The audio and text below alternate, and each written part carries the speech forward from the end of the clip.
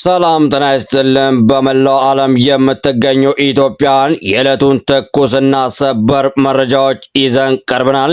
ዓለም በጭንቅ ላይ ናት። ዶናልድ ትራምፕ ኢራንን ወደ ድንጋይ ዘመን እንመልሳታለን ሲሉ ዝተዋል። በመካከለኛው ምስራቅ የጦር አውሮፕላኖች እየተንቀሳቀሱ ነው። በሀገር ውስጥ ደግሞ የነዳጅ ዋጋ ጣራ ነክቷል። የኦሮሚያ ክልል ፍርድ ቤቶች በአዲስ አበባ ላይ ስልጣን እንዲኖራቸው ተፈቅዷል። ዛሬ የምንነግራችሁ መረጃዎች አነጋጋሪና አስገራሚ ናቸው። እስከ መጨረሻው አብራችሁን ቆዩም። በቅድሚያም ቪዲዮ ላይክ፣ ሰብስክራይብ በማድረግ ጀምሩትም። በመጀመሪያም ወደ ሀገር ዜናዎች ስናልፍ በኢትዮጵያ የነዳጅ ዋጋ እስከ 26 በመቶ ጭማሪ አሳይቷል። ሚኒስትሩ በዘርፉ ካለው ሙስና ጋር ጉሮሮ ለጉሮሮ እየተናነቅን ነው ብሏልም። በሌላ በኩል ደግሞ ፓርላማው የኦሮሚያ ክልል ፍርድ ቤቶች በአዲስ አበባ ከተማ ውስጥ የዳኝነት ስልጣን እንዲኖራቸው የሚፈቅድ አዲስ ሕግ አጽድቋልም። ከ64 ዓመታት በኋላ ለመጀመሪያ ጊዜ የወንጀል ሕግ ስነ ስርዓት መሻሻሉ ሲሰማ ምርጫ ቦርድ ደግሞ በመራጮች ምዝገባ ላይ የሚፈጸም ማስገደድ ካልቆመ ምርጫውን እሰርዛለሁ ሲል ጠንከር ያለ ማስጠንቀቂያ ሰጥቷልም። የሰላም ጥሪና የፓርቲዎች ቅሬታ። ወደ ሰላም ጉዳይ ስንመጣ የ13ኛ እዝ አዛዥ ሜጀር ጀነራል ተስፋዬ አያሌው በጫካ ካሉት ታጣቂዎች ጋር በስልክ ተወያይተናል፣ በቅርቡ በሰላም የሚገቡ አሉ ሲሉ ተስፋ ሰጪ መረጃ አጋርቷልም። ሆኖም ስምረት ፓርቲ የትግራይ አጀንዳ አሰባሰብ በአዲስ አበባ ብቻ መደረጉን በመቃወም በቂ አይደለም ሲል ቅሬታውን አቅርቧልም። ወደ ዓለም አቀፍ መድረክ ስናመራ ውጥረቱ አይሏል። ፕሬዝዳንት ዶናልድ ትራምፕ በኢራን ላይ የከፋ ጥቃት እንደሚያደርሱ ዝተዋል። ኢራን ወደ ድንጋይ ዘመን እንመልሳታለን ያሉት ትራምፕ የሆርሙዝ ወሽመጥም ክፍት ሆኖ እንደሚቆይ አረጋግጧልም። ኢራን በበኩሏ 7 ሚሊዮን ዜጎቿ መሳሪያ ይዘው አገራቸውን ለመከላከል ዝግጁ ናቸው ስትል ምላሽ ሰጥታለችም። አሜሪካ በአጸፋው 18 የ10 ዋርዝ ኦክ የተሰኙ ገዳይ ጦር አውሮፕላኖች ወደ ቀጠናው አሰማርታለችም። ሙሉ ዝርዝር መረጃዎችንም እናስደምጣችኋለን። እስከ ፍጻሜው አብራችሁን ቆዩም።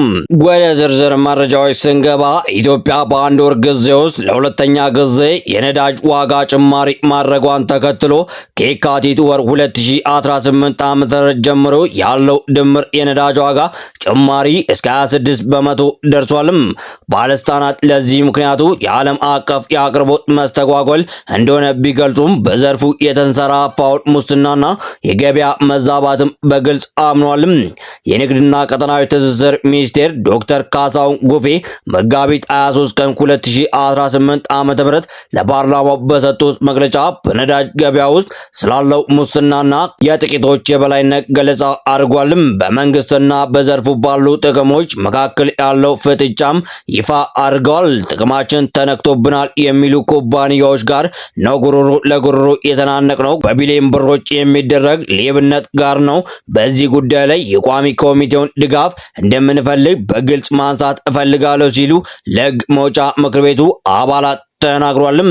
በሌላ በኩል ደግሞ የፓርላማው የኦሮሚያ ክልል ፍርድ ቤቶች በአዲስ አበባ የዳኝነት ስልጣን እንዲኖራቸው የሚፈቅድ ሕግ አጽድቋልም። በቀዳማዊ ኃይለ ሥላሴ ዘመነ መንግስት ጸድቆ ላለፉት 64 ዓመታት በስራ ላይ የቆየው የወንጀል ሕግ ስነ ስርዓት ተሻሽሎ ጸድቋልም። ሕጉ የማስረጃ ተካቶበት ትላንት መጋቢት 24 ቀን 2018 ዓ.ም የጸደቀ ሲሆን የኦሮሚያ ክልል ፍርድ ቤቶች በአዲስ አበባ የዳኝነት ስልጣን እንዲኖራቸው የሚደነግግ አንቀጽ አካቷልም። የሕዝብ ተወካዮች ምክር ቤት ባካሄደው መደበኛ ስብሰባ የወንጀል ሕግ ስነ ስርዓትና የማስረጃ ሕግ ረቂቅ አስመልክቶ የሕግና ፍትህ ጉዳዮች ቋሚ ኮሚቴ ያቀረበውን ሪፖርትና ምክር ቤት ሀሳብ መርምሮ አጽድቋልም። እንዲሁም የኢትዮጵያ ብሔራዊ ምርጫ ቦርድ በሰባተኛው አጠቃላይ ምርጫ የመራጮች ምዝገባ ሂደት ላይ እየተስተዋሉ ያሉ የሕግ ጥሰቶችን አስመልክቶ ባወጣው መግለጫ ዜጎች ካርድ እንዲወስዱ የሚደረግ ማንኛውም አይነት የግዴታ ተጽዕኖ በአስቸኳይ እንዲቆም አሳስቧልም።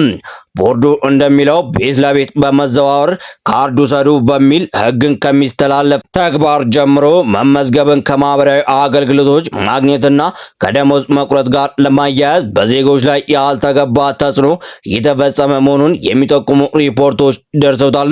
ምርጫ ቦርድ በመግለጫው ባስተላለፈው ጥብቅ ማስጠንቀቂያ ይህ የእርምት እርምጃ ካልተወሰደ ያልተገባ ቅስቀሳ የሚደረግባቸው የምርጫ ክልሎች እና ምርጫ ጣቢያዎች በመለየት ምርጫ እንዳይካሄድ የሚያደርግ እርምጃ ለመውሰድ እገደዳለሁ ብሏልም።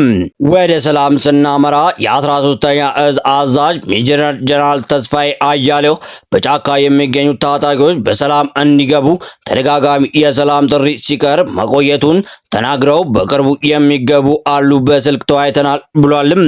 በተደረገው የሰላም ጥሪ ፍቅሬ ሙልዬና ጓደኞቹ የሰላም ጥሪው መቀበላቸው ገልጸው የፍቅሩ ተከታዮችም እንዲመጡ ይጠበቃል ነው ያሉትም።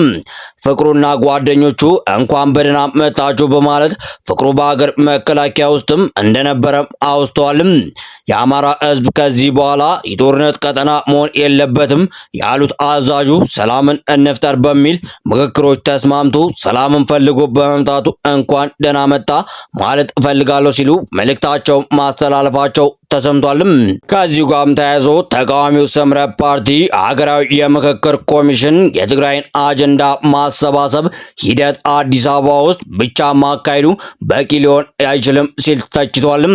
ፓርቲው በተወካይ ብርሃኔ ገብረ ኢየሱስ በኩል በአዲስ አበባ ባተካሄደው የትግራይ ተወላጆች የምክክር አጀንዳ ማሰባሰቢያ መድረክ ላይ ባንጸባረቀው አቋም አዲስ አበባ ላይ ብቻ በሚዘጋጅ ምክክር ላይ የሚሳተፉ አካላት የትግራይን ድምፅ ሊወክሉ እንደማይችሉ ገልጧልም።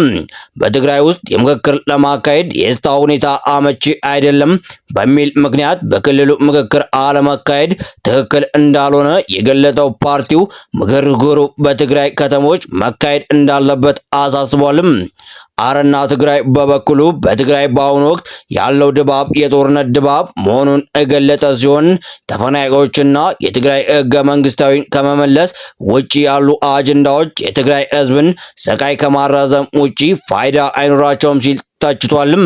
ወደ መካከለኛው ምስራቅ ስናመራ የአሜሪካው ፕሬዝዳንት ዶናልድ ትራምፕ በኢራን ላይ እጅግ ጠንካራ የሆነ ወታደራዊ ዛቻ ሰንዝረዋልም።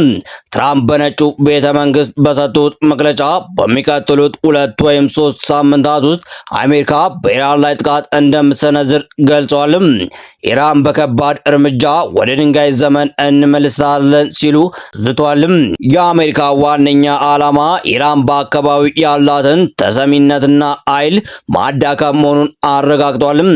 ፕሬዝዳንቱ አክለውም ወታደራዊ ዓላማቸው ለማሳካት በትክክለኛ መንገድ ላይ መሆናቸውን የገለጹ ሲሆን ጥቃቱ ተፈጽሞ በአጭር ጊዜ ውስጥ በ2 ወይም በ3 ሳምንታት እንደሚጠናቀቅ ፍንጭ ሰጥቷልም።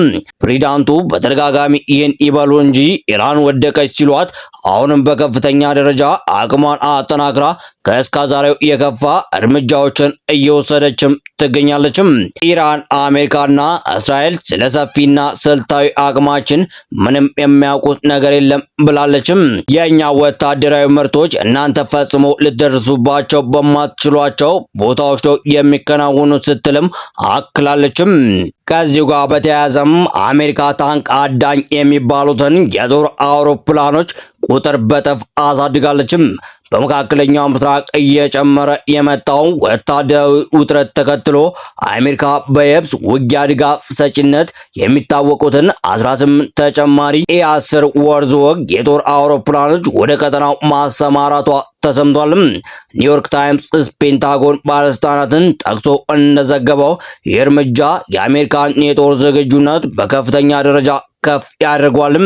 እነዚህ ተዋጊ የጦር አውሮፕላኖች በተለይ በዝቅተኛ ከፍታ ላይ በመብረር የጠላትን ታንኮችና የየብስ ጦር መምታት ልዩ ብቃት ያላቸው ሲሆን አሁን የተደረገው ስምሪት በቀጠናው የነበረውን የአውሮፕላኖች ቁጥር ወደ 30 ያደርሰዋል። አሜሪካ ይህን ውሳኔ ያሳለፈችው በሆርሙዝ የባህር ወሽመጥና በአካባቢ ባሉት አገራት እያታየ ያለው አለመረጋጋት ስጋት በፈጠረበት ወቅት ነው።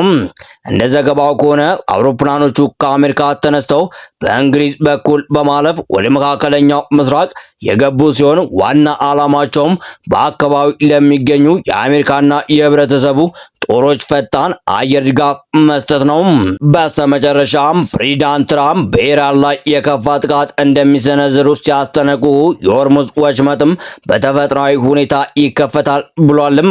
አዲስ አበባ የአሜሪካው ፕሬዝዳንት ዶናልድ ትራምፕ በሰጡት መግለጫ የተባባሰ በመጣው ጦርነት ዙሪያ ጠንካራ ማስጠንቀቂያዎችን ያስተላለፉ ሲሆን በሆርሙዝ ወሽመጥ መዘጋት ምክንያት በዓለም አቀፍ የነዳጅ አቅርቦት ላይ የተጋረጠውን ስጋት ግን አንስተውታልም።